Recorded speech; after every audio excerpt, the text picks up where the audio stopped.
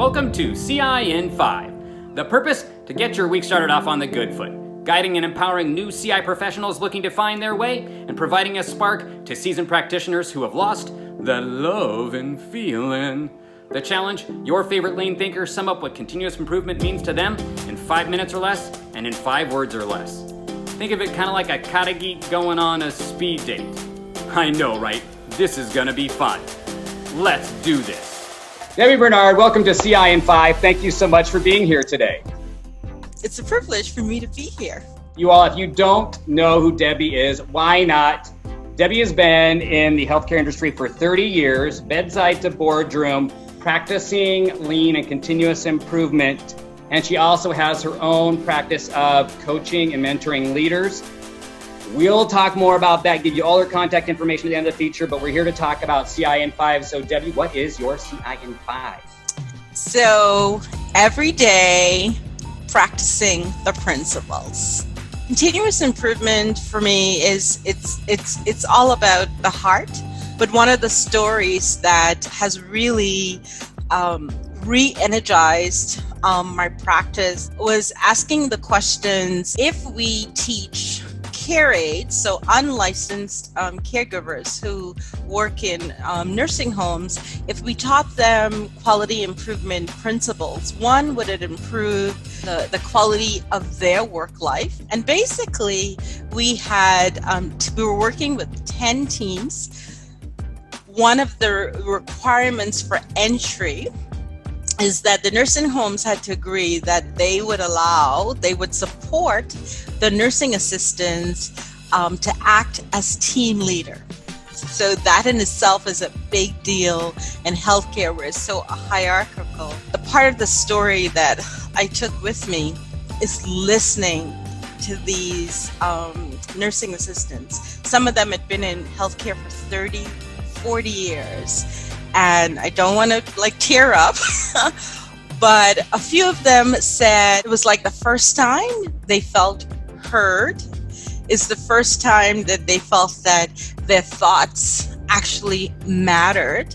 As a matter of fact, on days when things are not going as well and I'm questioning the contribution of my work, I go back to that time period and sometimes I close my eyes and I see those women talking to me and sharing how impactful our work was for them. It's really about thinking, respect for people, and then application of the right tools that we can indeed change the world. Well, tearing up, I'm right over here halfway across the world, not tearing up. So for someone like myself, who's again learning, just starting along the journey of practice on continuous improvement, what kind of advice would you give to me as I start my journey of continuous improvement? Is that combination of mindset and tools. One of the people that have been most impactful to my career has been Pascal Dennis. He shared that his mentor, his coach, at the beginning of his journey in quality improvement would say, when you're looking at the cycle of PDCA, would say it takes 25 years to learn each step. So it means having, getting a small group of people who you look to help you to continue to grow. So from the mindset, have 1 or 2 people that are going to be helping to pull the best way out of you and even hold you accountable to say, is that the thinking that we apply,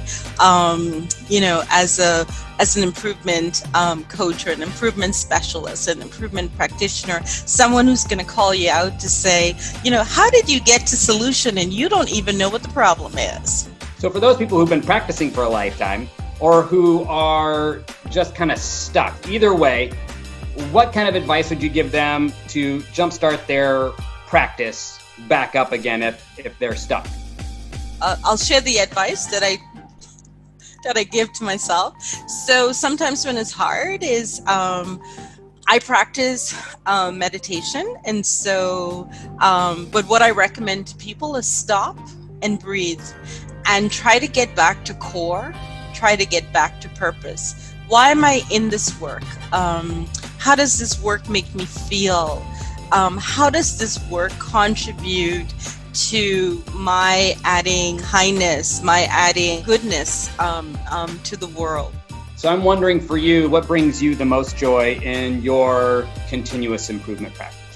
And I think the greatest joy that I get is when I'm a small part of watching someone else connect with their improvement geek.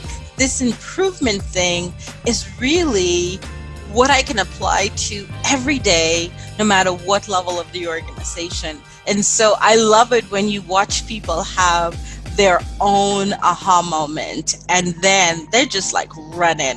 And so then I'm like all quiet and I'm like, oh my God, I had a little part in that. Well, folks, that's a great way to end this time. Debbie, you can see the joy just coming right out of you, out of the screen to us here. So thank you so much for being here. You should be in touch with her. Why haven't you been before? Do it now. Check her out on LinkedIn. And also you can check out all the work she's doing for coaching at the Diamond Cut Leadership Network. So get in touch with her. I'll post all that information here. Debbie, thanks so much for being here on CI in 5. It has been an absolute pleasure. Thank you. Thanks for having me. Thanks for joining me for CI in 5, the place for you to jumpstart your week and energize you along your continuous improvement journey. So what about you? What's your CI in 5? Would love to hear from you in the comments section below, and of course would sure appreciate it if you would like, tag, share, or connect, and feel free to join me on my daily journey of 90 Second Purpose, the place where I share with you my purpose, intent, and action for the day, and reflect on the previous day's intent and action. Again, 90 Second Purpose is the place to be. Until next week, where you join me with another one of your favorite lean thinkers, stay calm and Kaizen.